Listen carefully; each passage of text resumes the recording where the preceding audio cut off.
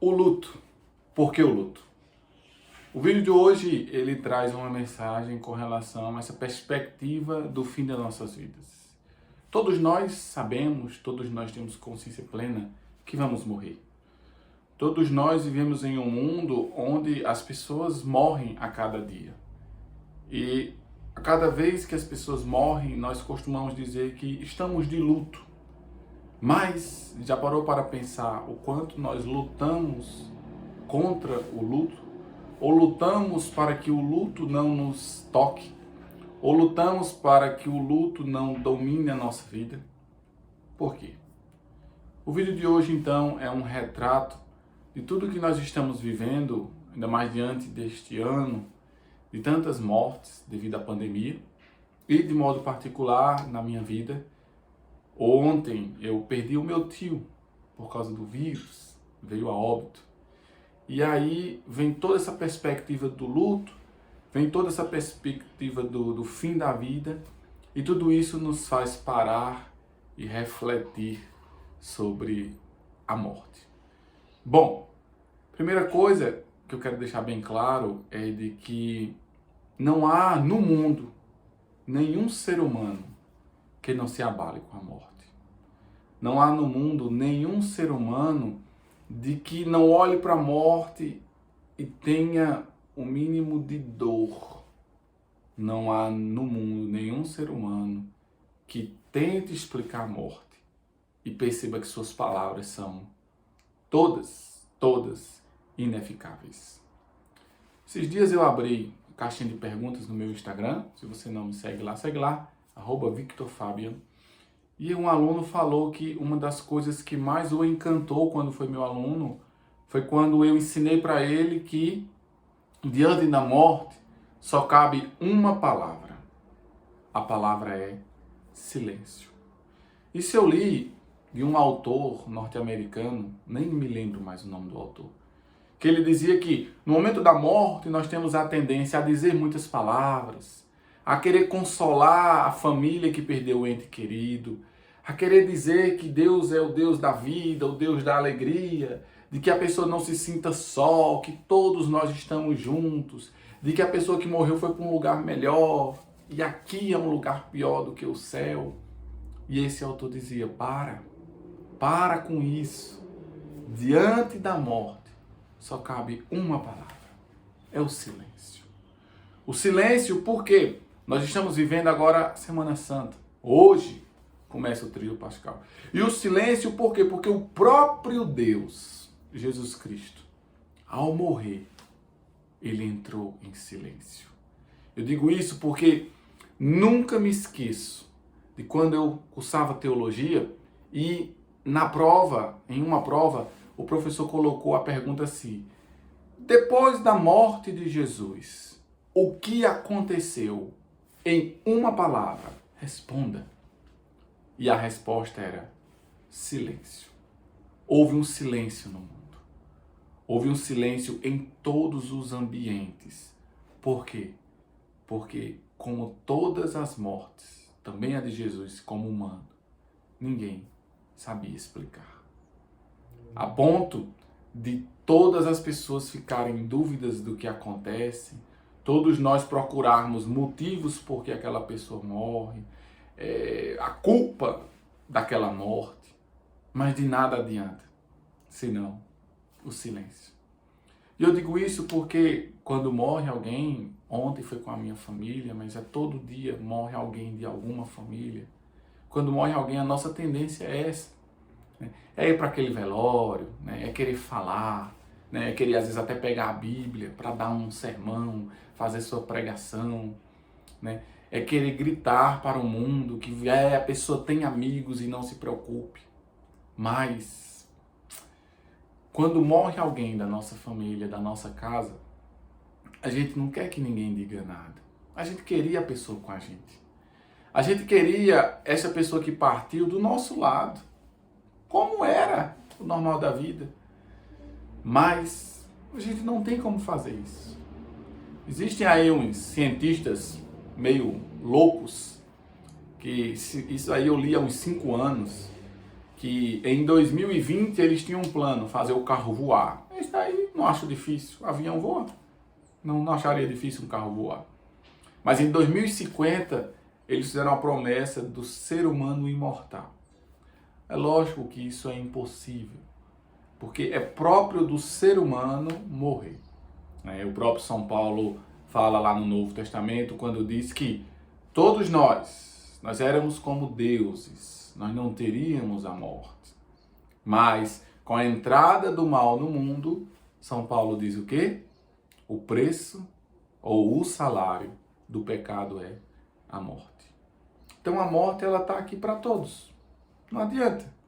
Certa vez perguntaram ao Papa Francisco por que, se eu não me engano, quando ele veio ao Brasil, lá em 2013, se não me falha a memória, para a Jornada Mundial, eu lembro que eu fui ao Rio de Janeiro encontrar o Papa ali, e eu lembro que perguntaram para ele por que o senhor é muito alvoroçado, o senhor não tem medo de uma facada, de um tiro, o senhor não quer ficar em carros blindados, por que o senhor não tem medo? E ele falou, porque ninguém morre de vésperas. Ninguém morre de vésperas. Todo mundo vai morrer. Um dia ou outro, todo mundo vai morrer. E aqui é onde entra a grande tristeza humana. A primeira tristeza humana é esta. É que lá no pecado original, no início da Bíblia, o ser humano pecou por quê? Porque queria ser como Deus. Olha que quando a serpente ela fala com Eva e Adão ali, na verdade é uma linguagem figurada, mas quando a serpente fala com o ser humano, ela diz o quê? Se você comer, os olhos de vocês vão se abrir e vocês verão tudo como Deus. E aí o ser humano, ele absorve aquilo, porque todo ser humano ele quer ser como Deus. E o que é a morte? É a prova de que o ser humano não é Deus. É a prova de que o ser humano ele é limitado. É a prova de que o ser humano ele tem uma história, e essa história tem um fim, pelo menos aqui na Terra. É a prova de que nós temos que aceitar o que nós somos. Pessoas humanas, carne e osso, como qualquer outro ser. Então, gente, eu quero deixar neste vídeo uma mensagem, primeiro de certeza do que nós somos, não esqueçamos disso, certo? Segundo, uma mensagem de que não importa o que ninguém nos diga ou o que a gente diz a alguém quando alguém morre, quando alguém parte. A única coisa que cabe é o silêncio. E por que silêncio, Vitor? Porque se você está com a pessoa ou com as pessoas que ficaram, você já disse tudo. Você não precisa olhar para ninguém naquele velório e dizer, conta comigo aqui, você tem um amigo. Se você está lá, ou se você está na vida dela, nem necessariamente está no velório, inclusive nessa pandemia onde nós nem podemos fazer velórios, meu tio faleceu, nem velório nós podemos fazer. Mas se você está com aquela família, você já disse tudo. Você já disse para ela que ela pode contar com você. E eu quero deixar também uma mensagem de esperança. A mensagem de esperança é de que nós temos um céu que nos espera. Ah, Vitor, mas você nunca foi lá, como é que você sabe? A fé. E aqui está o segredo da fé. Por que a fé é um segredo? Porque Santo Agostinho dizia, fé é assinar uma folha em branco e deixar que Deus escreva nela todo o conteúdo. Seria muito fácil eu chegar no céu e dizer, Senhor, eu creio em todo o céu. Eu já estou aqui, já estou vendo tudo. A fé, ela é exigente. Ela exige que eu creia no que eu ainda não tenho total domínio. E é isso que nós estamos vivendo esses dias. Hoje começa o Tríduo Santo, a Quinta-feira Santa. Amanhã nós vemos o nosso Deus menino, Jesus, morrendo. A Sexta-feira Santa. Mas Jesus é a prova de que a morte não é a última palavra. E aqui eu me refiro também a todos vocês que perderam amigos ou parentes. Todos vocês, creiam nisso. A morte não é o fim. A morte não é a última palavra. É tanto que quando Jesus morre, fica aquele silêncio. E aí quando ele ressuscita, traz novamente a alegria. Justamente para dizer que, vejam, que na face da terra há sempre pessoas muito boas, pessoas muito ruins, pessoas muito mais virtuosas, pessoas menos virtuosas, pessoas que acertam mais, pessoas que erram mais. Mas, lá na cruz, foi um homem que olhou para Jesus e disse: Senhor, leva-me contigo. Para onde o Senhor for, me leva. E aí Jesus faz aquela profecia: ainda hoje estarás comigo no paraíso. É interessante que uma pessoa essa semana me mandou uma mensagem assim: Victor, me explica isso. Nos cartazes da Semana Santa, eu estou vendo que em tal dia da Semana Santa, Jesus desce ao inferno. Como pode Jesus descer ao inferno? Primeira coisa, Deus pode tudo. Ele é onipresente, onisciente e onipotente. Mas, quando fala que Jesus desce ao inferno, não é o inferno na compreensão que nós temos hoje. A descida de Jesus ao inferno é literalmente o Sheol dos povos antigos. Né? É literalmente aquele ambiente onde as pessoas que tinham morrido antes de Jesus, elas estavam. Por que digo isso? Porque Jesus, ao morrer, ele vem nesse lugar, que hoje a gente chama muito hoje você encontra muito até a palavra inferno, mas não é o inferno como a gente tem hoje. Ele vem para o quê? Resgatar todos aqueles homens e mulheres que, a critério de que só Deus pode julgar, poderiam ir para o céu. E por isso, a nossa fé é clara quando diz que quem abre as portas do céu com a ressurreição é Cristo, e não Abraão, e não Adão, e não Eva, e não Moisés. Ninguém do Antigo Testamento pôde entrar no céu sem primeiro ter sido Cristo abre essa porta. Então a mensagem de esperança é essa. A morte, ela não é o fim, porque Cristo morreu. Mas Cristo não só morreu, ele ressuscitou. Ele é literalmente o ressuscitado que passa pela morte. Ele é o ressuscitado que passa pela cruz, que passa pelo sofrimento. Então, nós também podemos e devemos crer nessa verdade. Né? Até porque o próprio São Paulo, lá no Novo Testamento, falou que se Cristo não ressuscitou, vã é a nossa fé. Por quê? Porque ele seria um homem como qualquer outro, aquele que morre e acabou. Mas ele prometeu que ao terceiro dia ele levantaria as suas asas e voaria. E voaria não sozinho, mas com todos aqueles que morreram e eram dignos do céu. E dignos não porque eram bons, porque por bondade ninguém merece o céu. Né? A gente tem que acabar com isso de que fulano é bonzinho, ele merece ir para o céu. Não, ninguém merece o céu, gente. Nós não somos bons assim. Nós somos pecadores, falhos, limitados. Mas Deus, na sua infinita misericórdia, ele há de nos levar por seu grande amor. E a nós cabe aqui um desejo imenso de uma vida reta e um desejo imenso de uma fé inabalável. Mas uma fé humana, uma fé que fraqueja, uma fé que sente dor, uma fé que tem desânimo, mas uma fé que também procura acreditar naquilo que ainda não viu. Então, falar de morte parece ser até contraditório se eu estou dizendo que a morte é o silêncio. Mas, por que eu estou fazendo esse vídeo? Porque além de eu ter passado por isso, de ontem para hoje, ver meu tio falecendo, eu tenho visto muita gente triste. Tenho visto muita gente desanimada por causa do número de pessoas que têm morrido todos os dias. E eu tenho dito que a politicagem é o pior vírus do nosso mundo, inclusive do nosso Brasil. Mas, se é uma gripezinha, se é um vírus médio, se é um vírus muito forte, não importa o que está acontecendo com essas nomenclaturas. O que importa, gente, é que de números passaram a ser nomes. E passaram não a ser nomes da outra rua, mas nomes das nossas casas. Nome das nossas famílias. E aqui está a grande dor. É quando você perde alguém que você ama. E não adianta mais fazer nada. Porque ele, essa pessoa, ela, não está mais entre nós. Não está.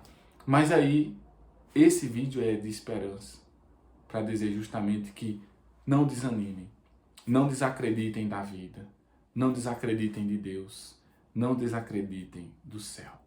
Claro que muitas pessoas, no momento de pavor, elas chegam até mesmo a blasfemar. Elas chegam a dizer assim, mas se Deus é Deus, então por que Ele não cura logo todo mundo? Por que Ele não manda logo essa cura desse vírus? Por que Ele não resolve esse problema que está atormentando tanto a nossa vida há tanto tempo? Deus é Deus, Ele pode tudo, mas Ele pode, inclusive, respeitar a nossa liberdade. E o fato de tantas coisas ruins terem e estão ainda acontecendo no nosso mundo, não é culpa de Deus, mas senão nossa, do mau uso da liberdade de Deus.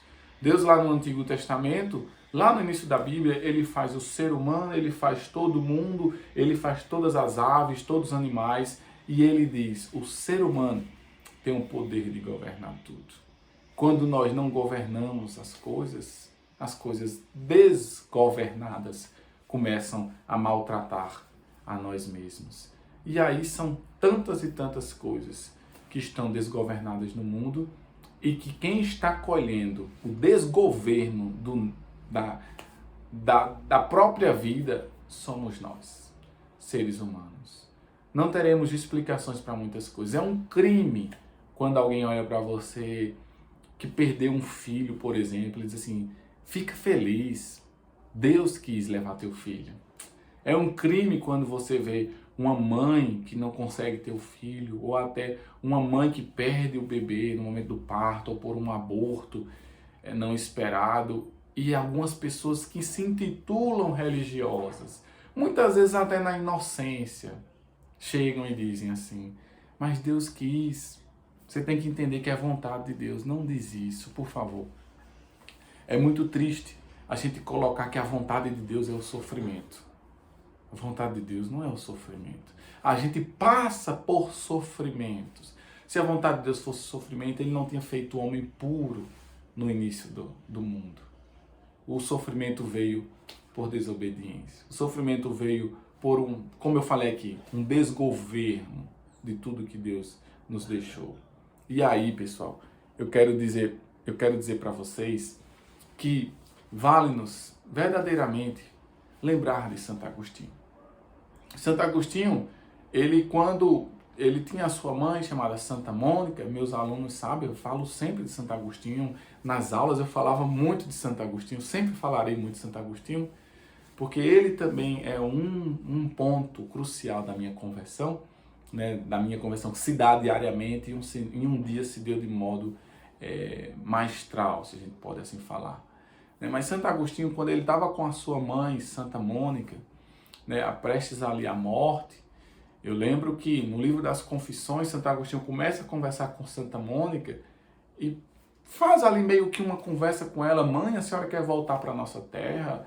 Porque se a senhora partir, né, nós te enterramos lá, nós te enterraremos na tua cidade. E aí Santa Mônica diz, não importa mais onde eu vou ser enterrada.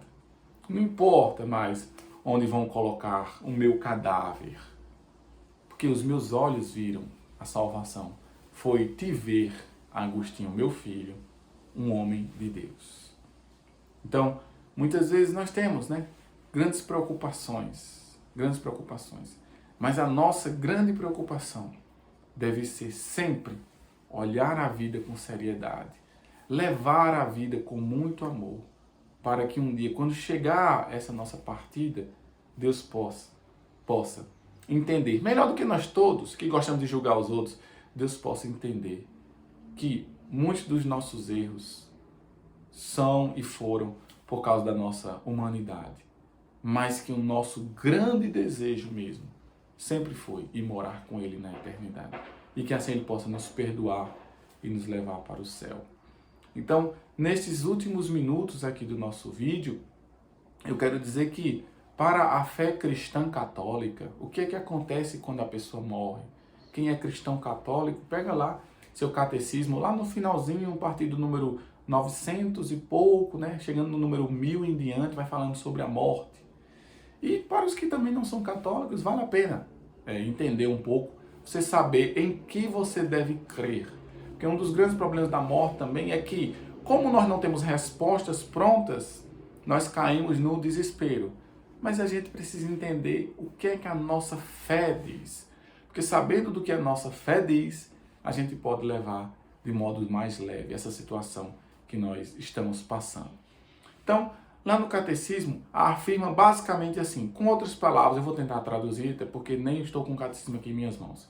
Mas o catecismo diz o seguinte, que quando o ser humano morre, a palavra é essa, imediatamente a alma dele sai do corpo e se encontra com Deus. E ali vai acontecer o julgamento particular. Esperem um minuto. O que é que acontece no velório? O que é que acontece quando um médico avisa que aquela pessoa faleceu? Quando aquela pessoa mesmo vem a óbito em outro lugar? Naquele momento, a alma daquela pessoa já não está mais aqui. Só está o corpo, só está o cadáver mesmo. Por isso que nos velórios há uma prestação de amor, de consolo, mas a pessoa que faleceu ela já não está ali. Primeira coisa.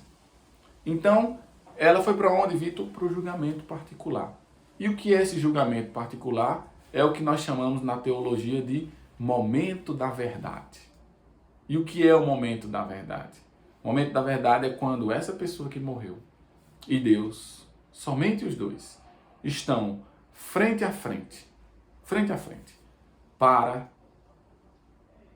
trazer tudo que você viveu na face da terra. E aí é tudo mesmo. Tudo, inclusive o que você já se confessou, o que você já melhorou, o que você ainda não melhorou, todos os seus erros do passado, do presente. Todos os seus erros de toda a sua vida. Toda a sua vida vai passar assim na sua frente. É o momento da verdade. E aí, desse julgamento particular, Deus, em sua infinita misericórdia, só Ele e mais ninguém vai julgar se você vai para o inferno, para o purgatório ou para o céu. Bom, ir para o céu diretamente não é fácil. Porque Apocalipse diz que no céu só os santos, e não só os santos, os imaculados, sem pecado algum. Então, dito isso, nós acreditamos que é muito difícil, raro, você ir para o céu diretamente.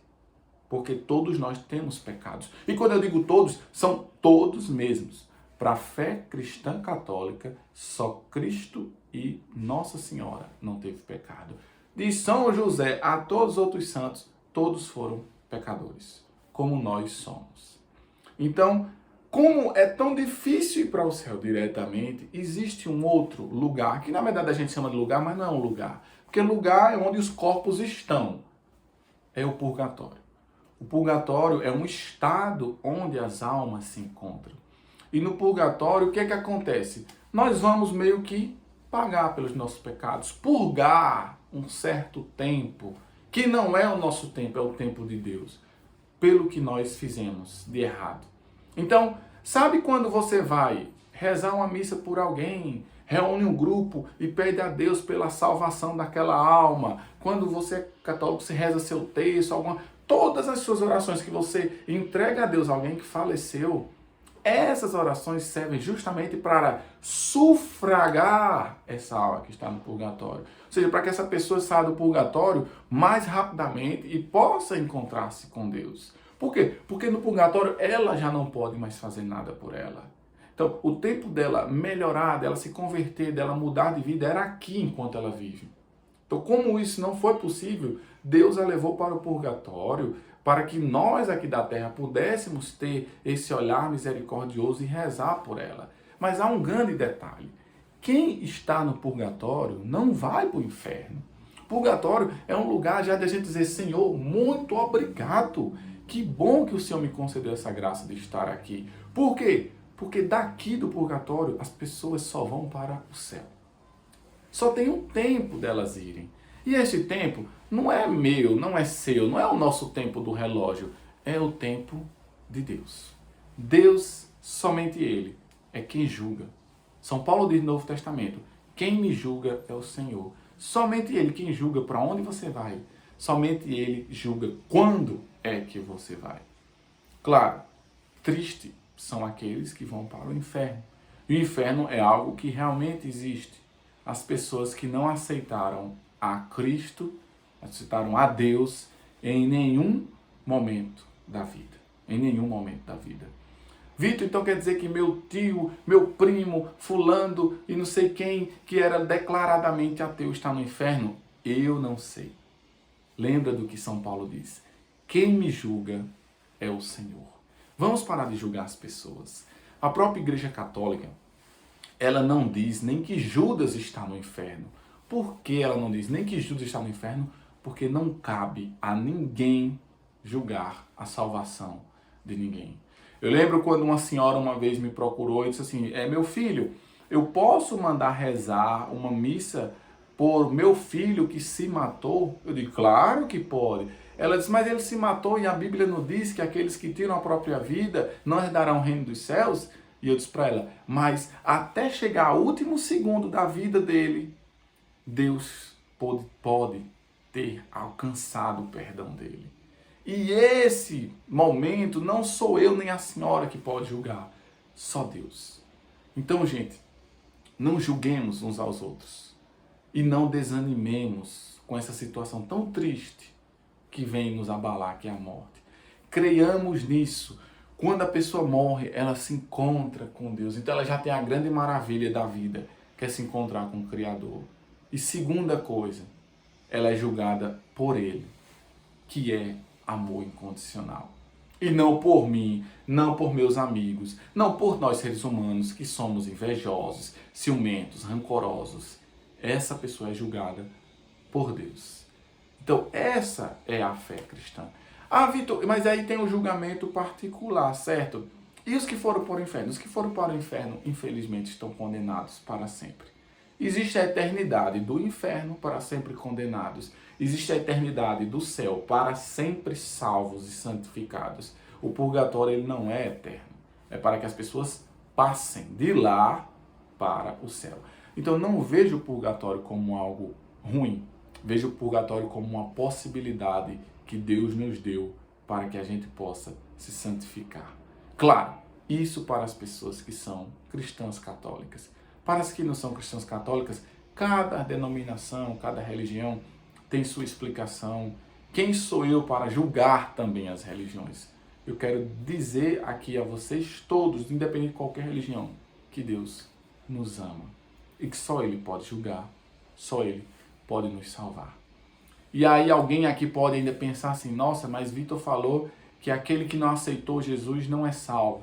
E aí, ainda mais uma vez, perguntaram lá no passado a um grande homem da patrística, quando falaram assim, mas e as pessoas que nunca ouviram falar de Jesus? Como é que elas vão ser salvas? Vamos dizer que exista um índio, uma região longínqua, onde nunca se ouviu falar de Jesus. Quer dizer que essas pessoas não vão para o céu quando elas morrerem? E aí, esse grande padre da igreja, um homem sábio da patrística, falou assim, é mais fácil essa pessoa que nunca ouviu falar de Jesus ir para o céu do que nós irmos. Por que é mais fácil ele? Porque a culpa daquela pessoa não conhecer a Deus foi minha e sua, que conhecendo a Deus não o levamos a essa pessoa. Então, fica aí também a dica para nós. Levemos o amor de Deus a todos. Levemos a espiritualidade e a certeza de que existe um paraíso eterno para nós. É claro, falar é muito fácil. Passar na pele a dor não é. Não é porque eu também estou passando. Mas, como eu sempre digo, eu passo pela dor, mas sabendo a razão pela qual tudo isso está acontecendo. É o amor de Deus que alcança todos aqueles que um dia partem daqui. Como eu disse, só Deus pode julgar. Certo, gente? E aí, eu termino essa explicação, esse vídeo de hoje, na Quinta-feira Santa, onde todos nós começamos a pensar novamente na vida, na morte de Cristo, na morte dos nossos parentes, aqueles que estão perdendo os parentes, como eu perdi, aqueles que estão perdendo amigos, como eu também perdi. E aí eu falo agora a última coisa que eu quero tratar desse vídeo. Foi quando Santo Agostinho, pensando na morte, ele falou uma frase belíssima. Ele disse assim: olha, gente, vejam como a vida é interessante. Quando uma criança nasce, isso é medicina, qualquer médico sabe disso. Quando uma criança nasce, ela tem que chorar. Quando ela chora, é um sinal de vida. E aí, quando a criança não chora, os médicos ficam apavorados. Tem alguma coisa aí. Tem alguma coisa aí. E muitas vezes a criança está morta. Então a criança tem que chorar. E aí Santo Agostinho disse essa frase, que eu acho que, se vocês esquecerem tudo desse vídeo, vocês não podem esquecer deste final. Santo Agostinho diz: quando eu nasci, todos sorriram e eu chorei. Quando eu morrer, todos vão chorar e eu vou sorrir. Veja que frase linda. Quando a gente nasce, todo mundo ali está alegre e tira foto e manda vídeo. A mãe se acaba de alegria, o pai, todo o médico, toda a equipe, toda a família está felicíssima. E a criança está ali chorando. E quando nós morrermos, quando chegar o nosso dia, todo mundo ao redor da gente vai chorar, vai se entristecer. Por quê? Somos humanos. Mas aquele que parte sorrindo. Por quê? Porque alcançou o colo de Deus, que é o nosso lugar, o lugar da nossa felicidade. Bem, que Deus abençoe cada um de vocês que perderam alguns parentes, que perderam alguns amigos, e que a cada dia que passa vai chegando mais perto os nomes das pessoas que falecem e que vêm a óbito todos os dias nesse nosso Brasil e nessa pandemia triste que estamos vivendo. Mas que Deus também abençoe a sua vida, a sua família, e que lhe dê muita força para passar por esse momento de dor e entender que, para nós, resta uma certeza: Deus nos ama, Deus nos quer, e a morte não é um fim. Por isso, o luto, porque eu luto. Porque não é fácil. Não é fácil. Mas eu também luto muitas vezes porque eu não entendo. E é normal não entender. E daqui agora eu deixo a última palavra. Você luta também, porque a sua vida é uma luta na terra. E Deus quer aqueles que lutaram, que batalharam. E como diz São Paulo, é vencer, é cair, é lutar, é brigar, é batalhar. Mas combate o bom combate. Guarda tudo. Fica essa esperança. Fica a fé. Porque Deus há de nos perdoar e há de nos livrar do mal. Amém. Deus abençoe. Grande abraço.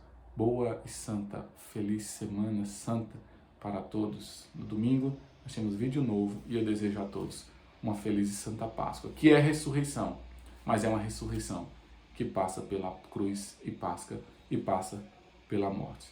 Grande abraço. Feliz Semana Santa a todos.